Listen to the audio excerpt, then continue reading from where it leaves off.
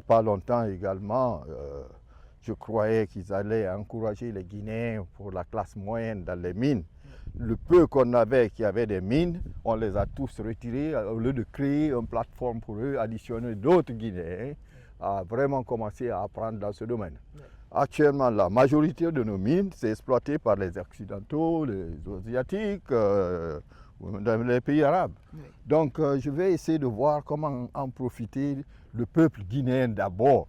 Parce que c'est comme ça partout dans le monde. Tu vois tes compatriotes doivent être vos partenaires quand vous êtes dans le gouvernement. C'est eux qui doivent vraiment prendre le dessus. Maintenant, dans les mines, la Guinée est un pays béni. Dieu nous a tout donné. Si vous regardez le tableau de Mendeleïev, toutes les matières premières qui sont là-dessus sont presque représentées. La Guinée en a. Que ce soit les métaux lourds comme le fer, ou bien la bauxite, ou bien les métaux rares comme du graphite, de l'uranium, et tant d'autres matières, l'or, le diamant. Mais c'est énorme ce que le Dieu nous a donné. Mais il faut savoir le gérer. Et c'est là où moi je peux jouer un très grand rôle pour que les Guinéens, en bénéficient, que notre environnement soit sauvé et pour nous et pour la génération qui va venir derrière nous, et comment on peut exploiter, pas de façon sauvage, à tout prendre et à revendre de façon brute. C'est les mêmes.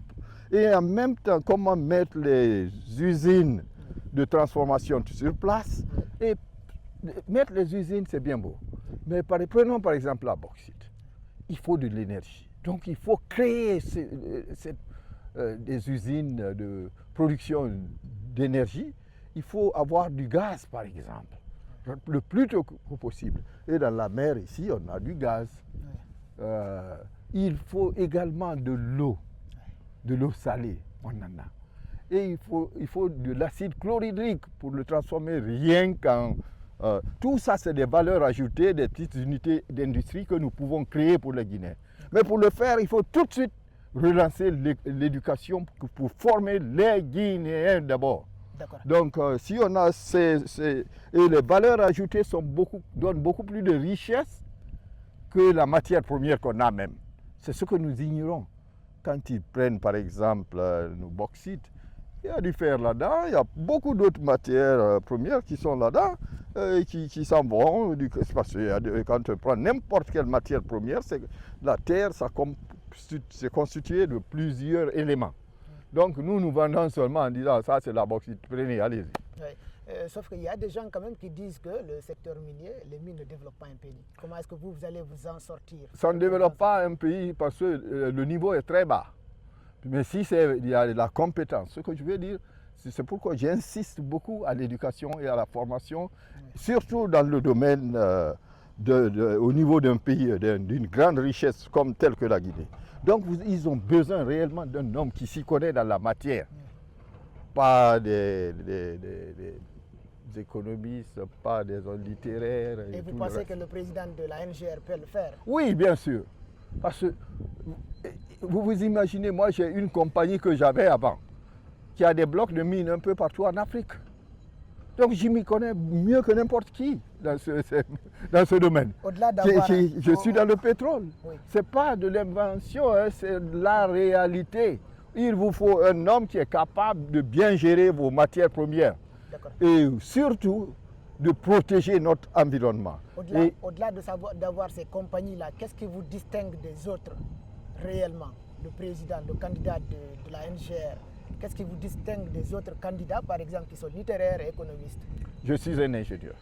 Ça, c'est la première des choses. J'ai fait la gestion à peu près de 30 ans entre le gouvernement américain, le gouvernement ivoirien, et le gouvernement guinéen.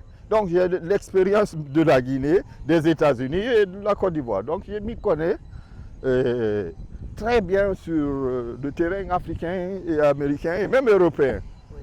J'ai eu des contrats là-bas. Donc cela représente un atout majeur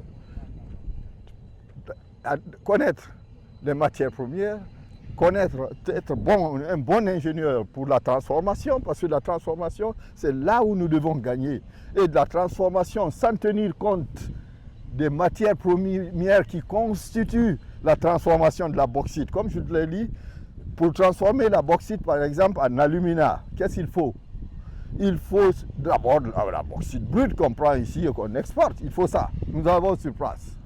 Il faut de la soude caustique qu'on voit tous les trains transportés vers Fria là, chaque matin. Il faut fabriquer ça ici parce que les matières premières sont là. C'est le sel, NaOH, nitro-oxygène, et le HCl, hydrochloride. Tout est là. Donc nous pouvons les transformer ici, ça crée d'autres boulots, beaucoup d'emplois énormes. Et notre richesse qu'on doit transformer après la transformation, nos revenus vont se multiplier par 10. Mais pourquoi pas à 100 si nous allons jusqu'en aluminium? Voilà, c'est pourquoi il faut tout mettre ça en place maintenant. Création des écoles, formation des techniciens de haut niveau et des managers qui s'y connaissent, qui ont de l'expérience comme moi, on peut le faire. Même la Chine, la Corée, ils avaient le même niveau que nous en 58. Mais regarde où nous sommes. Si tu vas au marché Madina, tu ne vois que les produits chinois. Justement. Et même ils viennent prendre nos mines. Justement, on a entendu ces discours-là. Est-ce que en combien de temps cela peut être possible concrètement avec vous? La chance que j'ai le mandat qu'ils ont mis sur la table, sur la nouvelle constitution, un homme doit mettre tout ça sur place dans 7 ans. Fini, complet. Et après ça, mais avant ça déjà, pour le mettre en marche, ça va créer des milliers, je dirais même des millions de boulots. Ma vision. Voilà. D'accord. Au-delà peut-être de concrétiser ça, on sait que dans le secteur minier, le plus souvent, ce sont des expatriés, par exemple, des étrangers qu'on emploie le plus souvent. Et comment est-ce que vous allez faire pour que les Guinéens soient au centre en tout cas des différentes compagnies qui seront mises en place? Ce n'est pas seulement les expatriés. N'oublie pas qu'on a une école de mines ici. Nous devons les prendre tous, les envoyer au Canada, aux États-Unis, dans les pays miniers plus développés que nous, qu'ils apprennent les méthodes nouvelles, comment prendre nos mines, de la matière première en produit fini. Il faut des bons ingénieurs, il faut des bons gérants, managers, je veux dire, des financiers qui peuvent cadrer les jeunes pour la formation, comment travailler dans tous les domaines. Il faut encore insister sur la formation des Guinéens. Le Guinéen n'est pas bête. Quand j'étais là, il y avait l'ENAM qui produisait de très bons techniciens qui sont aujourd'hui à l'OFAB, à CBG, je vais dire. Nous avons de l'expérience parce qu'il y a beaucoup de géologues qui ont appris sur le tas ici, avec les Européens, les Chinois et tant d'autres. Donc, vraiment, une chance pour la Guinée dans ce secteur. Il faut surtout veiller sur l'environnement. Pourquoi l'environnement? Aujourd'hui, si tu regardes Fria, c'est une ville morte, complètement polluée. Pourquoi? À cause de la soude caustique qu'on voit transporter tout ça. Et les gars, ils commencent à mourir un à un. Moi, j'avais un grand frère qui est décédé. Et je reviens la fois dernière, je demande à sa femme, elle est aussi partie. Donc, ça laisse des legacy qui vont peser lourdement sur la Guinée de demain. C'est pourquoi il ne faut pas forcer tout le monde qui vienne à faire l'usine de transformation. L'usine de transformation doit être faite par les Guinéens. Et ça doit être bien fixé, bien cadré, de sorte que la gestion soit pour seulement développer la Guinée et les Guinéens, pas de s'enrichir et autres là. Donc, voilà ce qu'on devait mettre en place.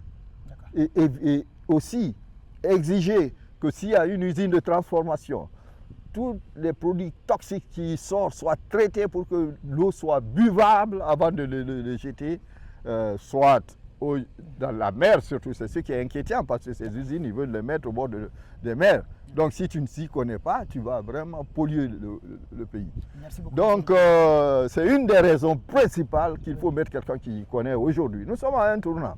Et la personne qui connaît, c'est Abessila. Abessila, voilà. Merci beaucoup, monsieur le président. Oh, je n'ai pas fini, hein. Il y a une autre chose. Laquelle, s'il vous plaît? Prenons par exemple Sibando.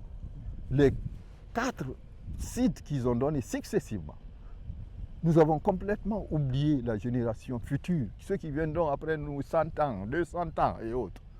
Nous voulons tout prendre et puis exporter. Aujourd'hui, la Chine, dans 5-10 ans, ils auront beaucoup plus de bauxite que la Guinée. Ils seront le pays exportateur de bauxite. Alors que ça serait ridicule. Quelle est la position de la Guinée par rapport à l'offre? Ils n'ont pas de position. Ils vont avec l'État actuellement, c'est depuis 1958. C'est-à-dire qu'on n'a pas eu de gars qualifiés dans des domaines techniques pour bâtir non seulement la République, et là, si nous arrivons à bâtir des usines bien contrôlées qui répondent à l'environnement, nous allons avoir des milliards et des milliards de dollars sans pourtant complètement exporter nos mines, nos bauxites, nos fers et ainsi de suite. Parce qu'ils seront transformés ici sur place. Et on peut, après la transformation, il y aura des Guinéens qui seront riches qui vont venir. Et il faut inclure aussi les Guinéens. Se rassurer qu'on ne les emmerde pas, ceux qui ont les licences, qu'on leur donne. Donc ça, c'est très important. Merci. Merci beaucoup, Monsieur le Président. Merci, Monsieur Diallo. C'est un plaisir de vous avoir. Pareillement.